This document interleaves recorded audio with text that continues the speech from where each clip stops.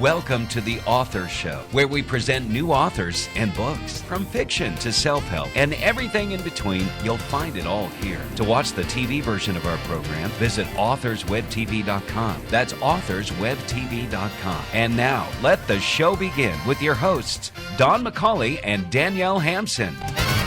Hello and welcome back to the show. This is your host, Don McCauley. Today we're welcoming the program author Pat Chalfant, and she is the author of Spirit Lights, A Path to Mediumship. Pat was a skeptic who bought a book about Edgar Cayce because of a TV interview with Jess Stern. Many books plus hours and hours of meditation later, she discovered she was unexpectedly a medium. She then studied mediumship in spiritualist classes, became credentialed as a medium, and now she does readings and teaches the subject worldwide, online and off.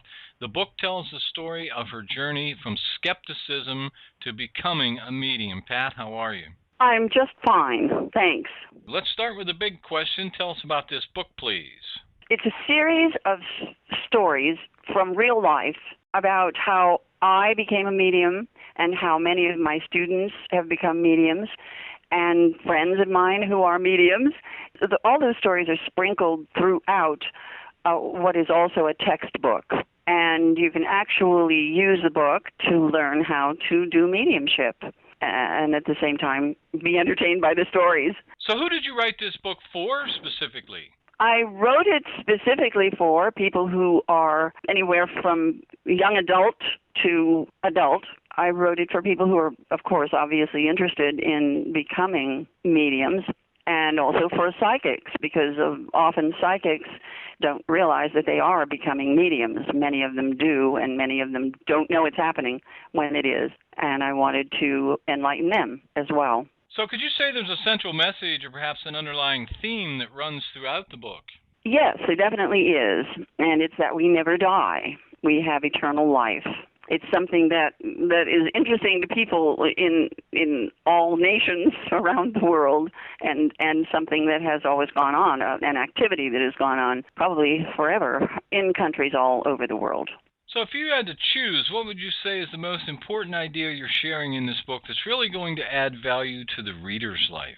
The fact that not only is there no death, but I can prove it. I have loads of stories about that, about real-life people finding out that there are people who were trying to get in touch with them from the other side of life for one reason or another.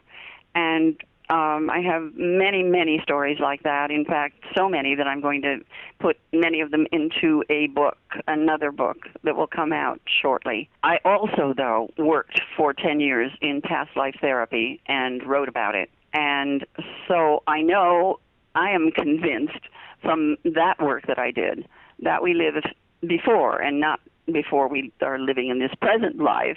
And not only that, but that we live many times before.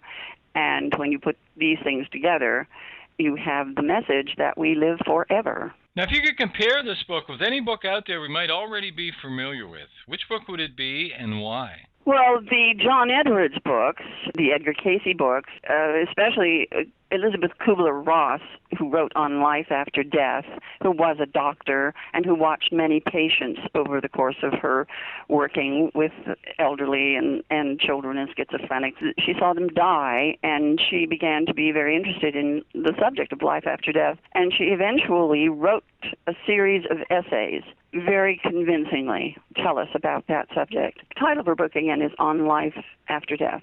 What did you expect in the beginning to get out of these intense spiritual studies?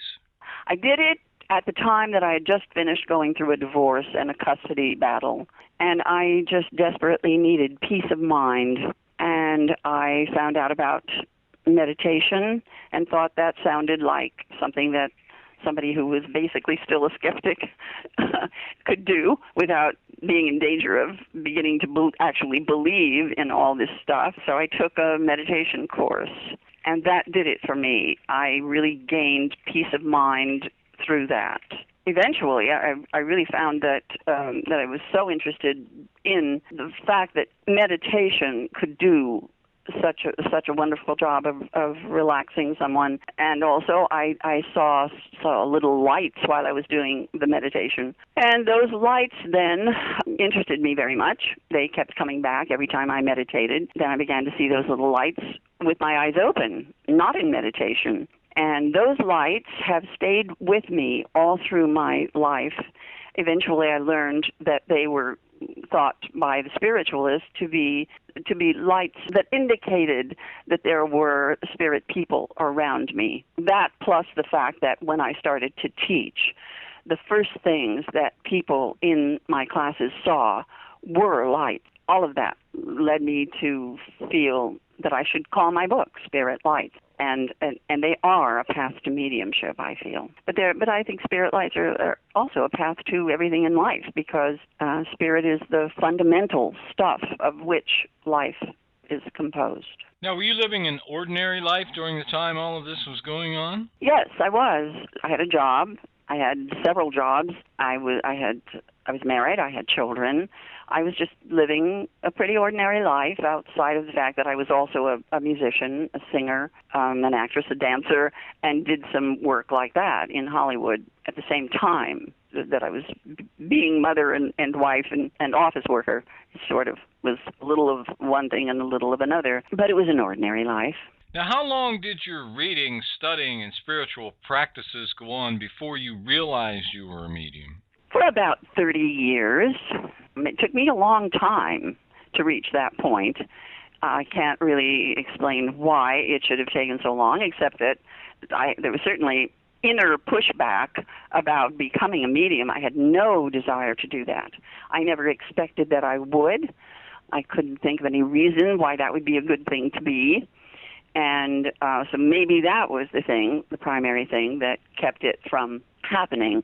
But I believe that meditation, everyone I think who is working in this field, believes that meditation is the basis for growth into mediumship. It's the basis for past life work. So I think that ultimately the amount of meditation time was a factor in my developing. Do you feel there was a design for your life, perhaps, from the start that you were unaware of? Yes, I do. I really have come to believe that because we live after death and we do an interlife kind of thing in which we review our lives and plan what we're going to do in the next one, that I outlined in general at that time what my life was going to consist of. So as I looked back then, later in my life, in the beginning I didn't think that. But as I looked back later in life, I could see very clearly how many of the things that had kept me from doing other things had to have been so that I would eventually become a medium. And the things that I studied, the things I studied and really read a lot in a lot of fields. All of it, really, I can see led to what I have become. But I would never, ever have guessed it. I was in the midst of doing it and couldn't guess that was what was going to happen. So has this spiritual journey you've been on, has it been easy? Has it been difficult? Did you struggle? No, not at all. It was really, really easy. It may have been lengthy, but it was very easy, and one thing led to another. And that was another part of feeling that there was a design, too, because I found that the pieces of information that I gleaned would fit together and ultimately led to the thing that I am now. Can you imagine anything else that you would rather do? No, I really cannot. Except for singing, but I still do that from time to time and in different ways. I have a songbook now out of the things that I've written, the songs that I've written. Several of them are in a National Spiritualist Association of Churches hymn book too. So music, but basically, I'm extremely happy with what I do. Do you feel there are any elements in the way you view life that makes your readings and teaching different from other mediums? Yes, and people often say to me, how can you see it that way? I try to always bring positive things to people. Even when something disastrous looks like it's about to take place, I find some way of presenting it so that it has features that are positive. I really feel that you must do that. It's an obligation that you have. That's my feeling. I know other people don't feel that way. And then there are also the past life elements that I'm likely to include. In fact, sometimes when I'm reading for people, not often, but sometimes I will see past lives that they've had. And so those two things are particularly the way I am. If you had to choose, would you say there's any part of this book that you like best? I love the opening stories. And so I suppose I would have to say that's the part I love best. But I really like all the stories that are sprinkled throughout the book. That's my favorite part. Now, in your opinion, who should buy this book? Well, for one thing, of course, anyone who's interested in the psychic or in being a medium, and anyone who may have had some experience, especially with, and wondered why they had strange experiences going on. Anyone who wants inspiration and wants to have their belief in life after death built up. Well, time is getting very short, so the most important question, where can we buy this book? The book is for sale on Amazon and also on Barnes & Noble online, and I think B. Dalton maybe. So you can just go online and put the title in, Spirit Lights, A Path to Mediumship, and you will find it. You can also find it by going to my site, www.patchalfont.com, and there is a sort of buy now button there that will take you to the place where you can buy it. Could you spell your name for us, please? PATCHALF as in Frank, ANT. This has been just great. Our guest today has been Pat Chalfant, and she is the author of Spirit Lights, A Path to Mediumship. Pat, thanks very much for being with us today. Well, thank you very much for inviting me. This is Don McCauley, wrapping up another edition of The Author Show. If you're an author and would like to be a guest on the show, visit www.theauthorshow.com, fill out the form, and we may be contacted